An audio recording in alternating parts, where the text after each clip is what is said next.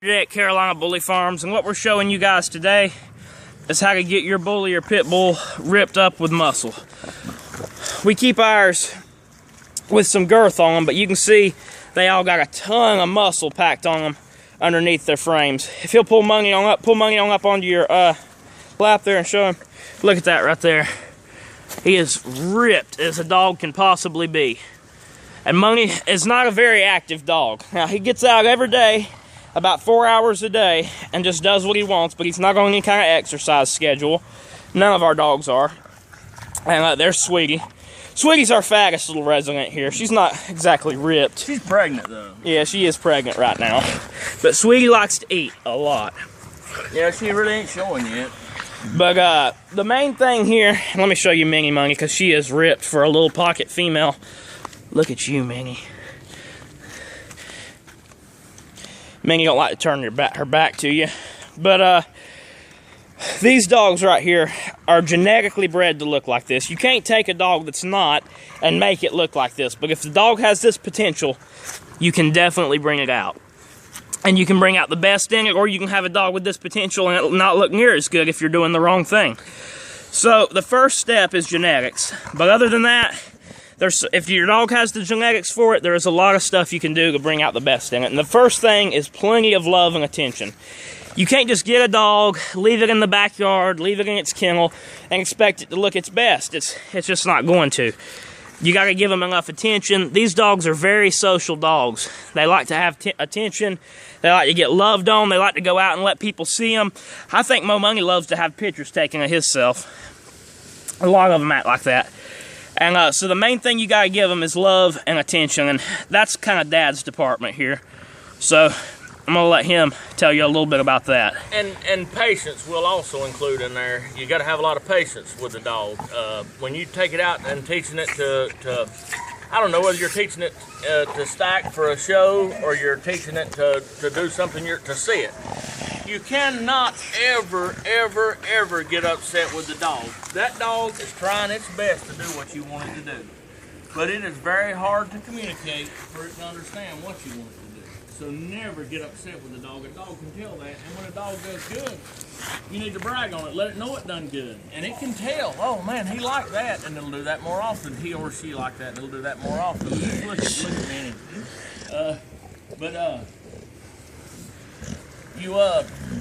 A happy dog it's just gonna look better because its coat's gonna be better. Everything about it is. Its bowel movements are. Yeah, you take a dog in a bad situation, and that dog's gonna look pitiful because it's not gonna eat as much.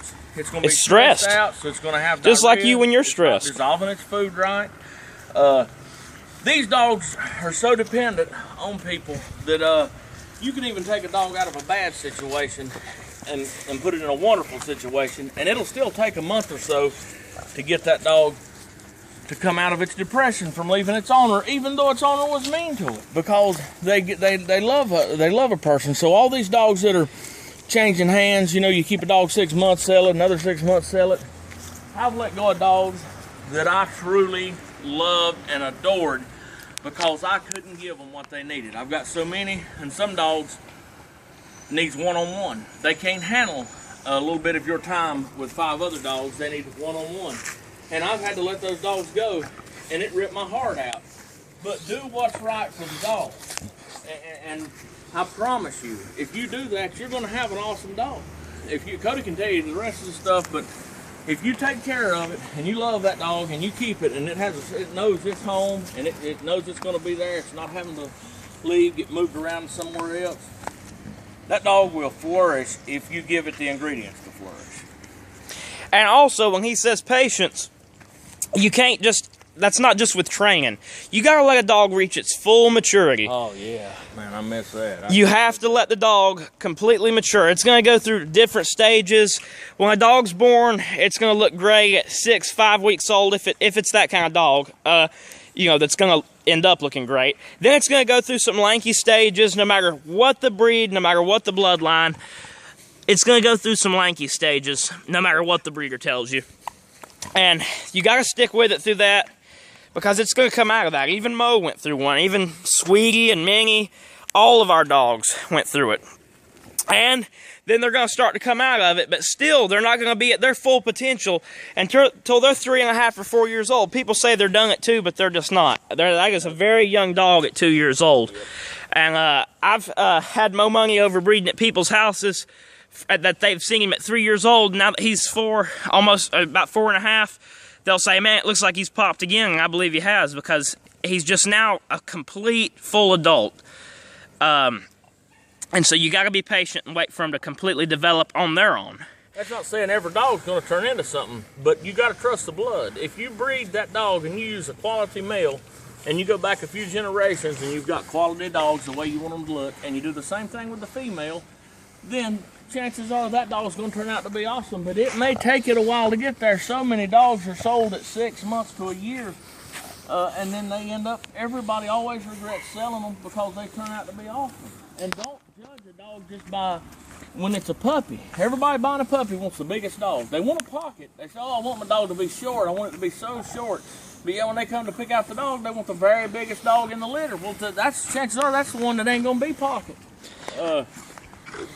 Pick that puppy out for what you want to be as an adult. And a little short puppy, even if it's skinny, if it's bred right, it's gonna put the weight on. The weight, the head, and all is gonna be there. But if it's a lot shorter than the rest of them, get it, because it's the one that's gonna be the most pocket. And then also, the next thing is you got to feed them the food that they like. You may want to go out and buy this food that's $50 for 20 pounds and feed it to them, but they may not like it. And the most important thing about dog food, and ingredients or anything, it's about if they can eat it and if they can digest it. If they like to eat it and they can digest it, that's the important thing. That's why we feed dog chow. And then you can, if it's got, like dog chow, some bad ingredients, you need to give them some supplements. Supplements are good no matter what you're feeding. Yeah, people says that they say, oh, you should feed a higher dollar food. We've tried it. The dogs can't digest it. They don't eat enough to put the weight on.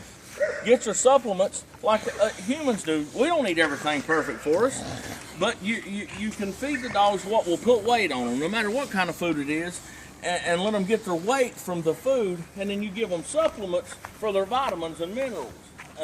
Bully Max, which we strongly push because it's the best we've ever tried, but there's all kind of them out there. New Vet. Yeah, New Vet, where you can get your vitamins and minerals from. So don't try to give the dog everything through the food, because you end up giving it food it just don't like, and it don't eat it. So it's not you say, oh, I've got it on Taste of the Wild, and it just don't gain weight, but it hates the food. You know, I could eat something real healthy all the time, and I wouldn't gain weight. And he can obviously gain weight. Hell, I eat plenty, but it's food I like, and that's where the weight comes from. And a dog is not like a human where it's just going to get fat. Well, a bully is bred to turn that into muscle. So if you give them the nutrition to have enough weight on them to turn that fat into muscle, they'll do it. If you let them exercise enough. And I'm not saying go out and make them run 3 miles a day and work on the spring pole and weight pull. The important thing is that they get to exercise as much as they want. Like right now, yeah, and let them do the exercise. Our dogs are out in the fence here doing what they need to do. They'll play. They're not just lazy and lay here all day. They've been out for about 2.5 hours right now, and then they'll relax for a while, then they'll get up and start running around again. We take them on a walk before that. We just let them go through the woods at their own pace and go on a walk, just like we've showed y'all in our other videos. They know how to exercise themselves. Yeah, some of them sprint, some of them walk, however they feel. But we can bring them out here when it's 105 degrees, and they're going to go wide open. And when they get tired, they're going to stop, lay down, they're going to rest themselves for a while. And then when they get ready, they'll get up and do it again. And we don't have no regimen we go through. We just give them the opportunity, and they'll do it. But if they stay locked in a kennel all day, they're not going to get no exercise. Exactly. You can't just give a dog food, lock it in a kennel, and say, okay, it'll be fat now. It's not going to have any muscle tone to it. It's not even going to be able to walk right. Even if you take it out 2 times a day, 20 minutes each time, maybe it's not wanting to exercise right then. Especially if it's hot in the middle of the day. Ours like shade. They like to have the shade. Bullies have short noses. You know, they like shade, and they like a way to cool off. It's almost November now, and we just now took the pool away from them in the fence here. There's still one out there in case they need it. They like to stay cool, and that's a big part of these dogs, is giving them a way to cool off. Walk before I hate to interrupt Cody, and we've had them actually break. The pool will still be out, and it'll be froze solid.